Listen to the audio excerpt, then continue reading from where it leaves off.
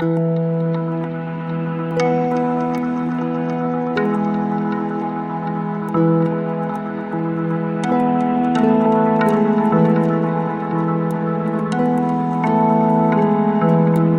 there, this is Mike and you're listening to Feeling Twisty. I'm really glad you're here. I've been wanting a new roof for our house for some time now. Not necessarily because it had to be replaced, but because I wanted it.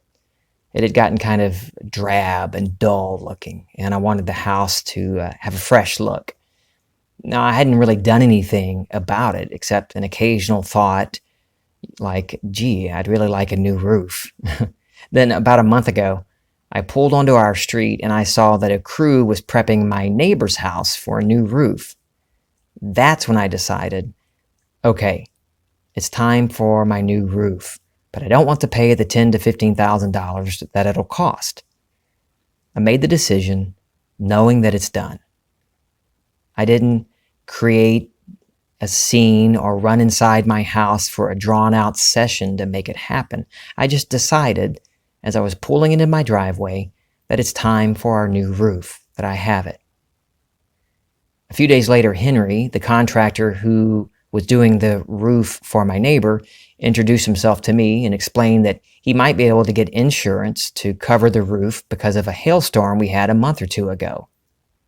I had no memory of any hailstorm, and certainly not one that would have caused enough damage, even though my neighbor's house had been damaged.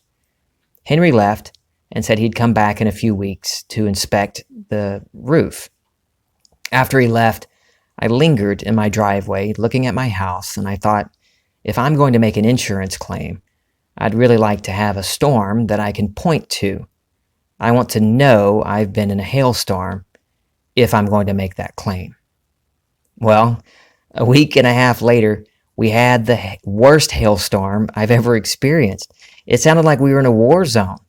The hail was pummeling the house. It sounded like a big machine gun being fired at our roof. It was crazy.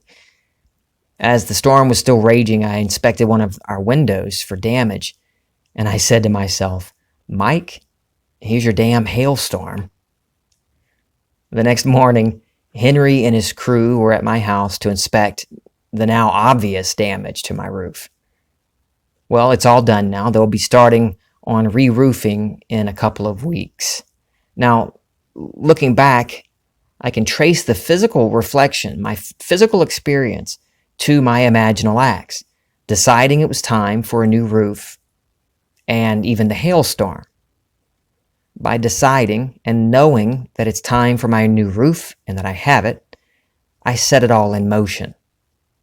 And by deciding I wanted to be completely honest in my insurance claim, I brought about the awful hailstorm. Now, I didn't have to do that part. I could have left it alone, but that's the way I did it. In the lecture, There is no fiction, Neville says, the secret is to imagine to the point of self-persuasion. Can you believe what you are imagining? When you imagine, you are moving into your desire.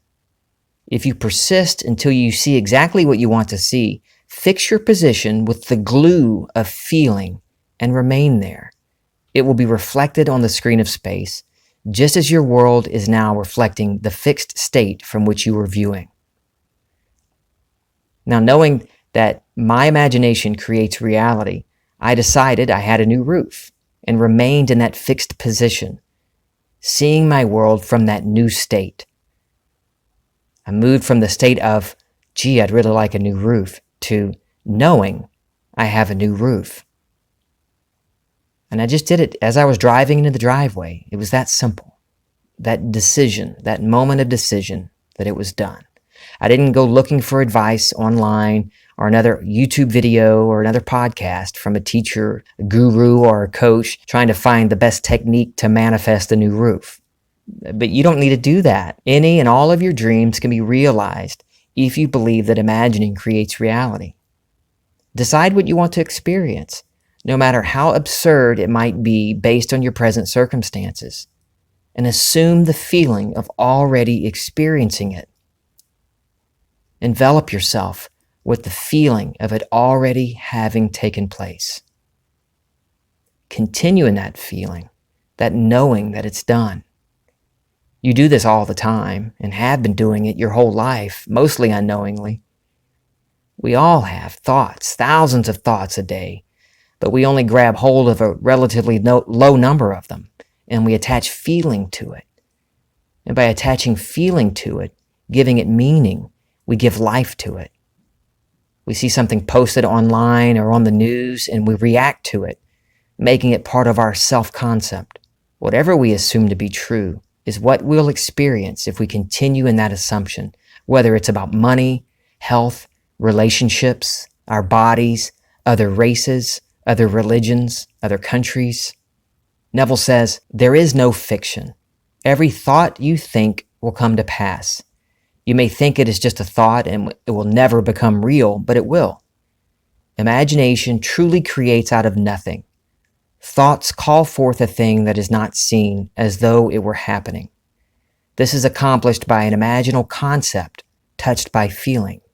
Scientists will even tell you that we have thousands and thousands of thoughts throughout the day. And I'm not saying, and Neville's not saying that every, those 50,000 thoughts that you think, or however many, whatever number it is, not every one of those is going to come to pass. But those that you choose to look at, the thoughts you choose to take a second and third look at and give meaning and feeling to will come about. For most of my life, I reacted to things in my world, thinking the cause of my circumstances were brought about by seen and unseen forces outside of me. But that wasn't the case. I didn't realize then that I was the cause. In the same lecture, Neville goes on to say, everything is imagined, for you are God, all imagination. God exists in you and you in him. The world is all that you have imagined it to be, even though you cannot remember when or how you brought it into being. You cannot feed the mind violence and not expect violence in the world. While walking the earth, man is totally unaware of the food he is mentally eating. Thoughts of horror and anger, jealousy and hate feed invisible monsters which produce heartaches and pain. Now, knowing that imagination creates reality, why spend time dwelling on hate, violence, and jealousy? Why choose to imagine one group, yours, is better than another? When a seeming other cries out in anguish, instead of telling them to just get over it, why not be the God that you are, all love, and lift your brother and sister into a lovelier state? We go through our lives believing we are separate and that those who are different than us are less than us, not realizing who we really are. There is no God up there somewhere choosing sides, even though it seems like every religion thinks that the big guy in the sky is on their side and theirs alone. The wonderful news is you are God, the I am spoken of in the Bible. You are what gives life to it all. And so are those that seem to be other than you, different than you. While the garment may be different, the true self is one. And when you really get that, you get that we are one. You'll see how silly it was to think you were better than anyone else. And when you remember who you really are, you'll see the unimportance of all the little trinkets and successes you desire in this physical arena. I'm not saying that you'll lose all desire, shave your head, and live with 2 chickens and a goat in the woods, but you'll realize the truth of the verse that says, every forest animal already belongs to me, as do the cattle on 1,000 hills. I know every mountain bird, even the insects in the fields are mine. Even if I were hungry, I wouldn't tell you, because the whole world and everything in it belongs to me. You can still experience every crazy, absurdly irrational, wonderful, lovely desire, but knowing it has always been yours and already exists, that desperate urgency disappears. That's what I'm talking about. Because now you know the only thing that is eternal is your true self.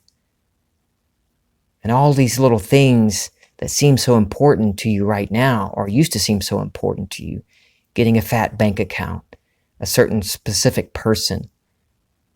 All of these things are possible. Of course they are, because everything is within you. But when you remember who you really are, this desperation falls away. I gotta have it, I gotta have it. You know you already have it. You just need to choose to experience it. Make the decision and know that it's done. And remembering who you really are, you will no longer condemn others for not seeing what you see, because you know all will eventually, perfectly.